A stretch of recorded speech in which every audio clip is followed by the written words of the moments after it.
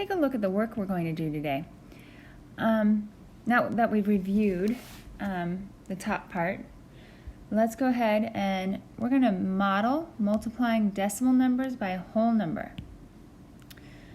And our first problem that we're going to look at is 2 times 7/10, or I always like to still think of it 2 groups of 7/10.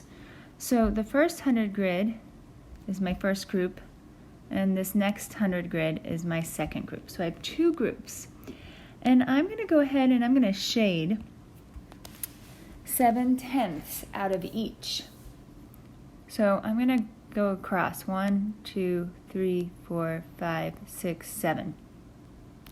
And remember, a tenth, you have to go all the way down for 1/10. And within that, we have our hundredths. And we'll have 10 100ths that equal a tenth. So I'm going to color all of these all the way down for my 7/10. Or I could think of it as, and this is a good thing to remember, 7/10 and 70 hundredths are the same. So let me go ahead and just model all of this. And I'm going to go ahead 1, 2, 3, 4, 5, 6, 7, and I'm coming down, and I'm going to get all of this, okay? And so now I have 2 groups of 7/10. And so 4th graders, really what I can do, and because we know that multiplication is repeated addition, is that I can add these 2 groups of. So I can go ahead and write 7/10 plus 7/10. And when I'm adding with decimals, we have to line those decimal places up. And I can drop that decimal place down. So 7 plus 7 is 14. I'm going to carry my 1, and my 1 crosses over into that whole number, okay? So that's just something you can do to see where the place or the decimal number falls and why it's falling there. I do want to show you also a method that I'm sure you've seen and that your parents will know and be happy to teach you.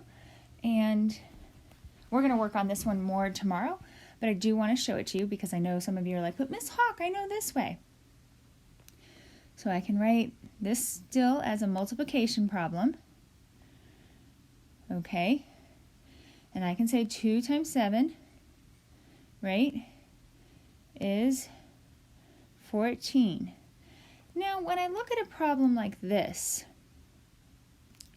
I have to think, well, how do I know where to put my decimal point? And so what we can do is think about how many numbers are behind the decimal point. And right now, I only see 1 number behind the decimal point, right? So if I can scoop like right here, 1 number behind the decimal point. So I'm going to go to my 14, and I'm going to start from the furthest to the right, so I'm going to be behind the 4, and I'm going to say, well, I know I have to scoop in 1 time, okay? Because we're taking basically 7/10 of 2. So we need to maintain that we're going to have a decimal point there. So we have 1 and 4/10. So there's a scoop there.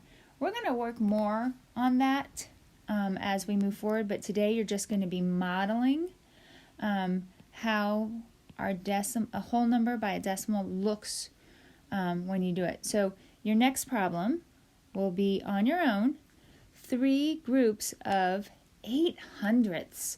You're going to notice you need to pay attention. Is my decimal number a tenths or a hundredths? Because that's going to affect how you shade. All right, 4th graders, you have just 2 pages, and then you have a question that I want you to stop and think about. And then you are done for today, so you can enjoy your Halloween packet. You can go to the enrichment folder, If you have any questions, you can hop on my Google Meet and ask me, or you can ask your homeroom teacher. All right, take care.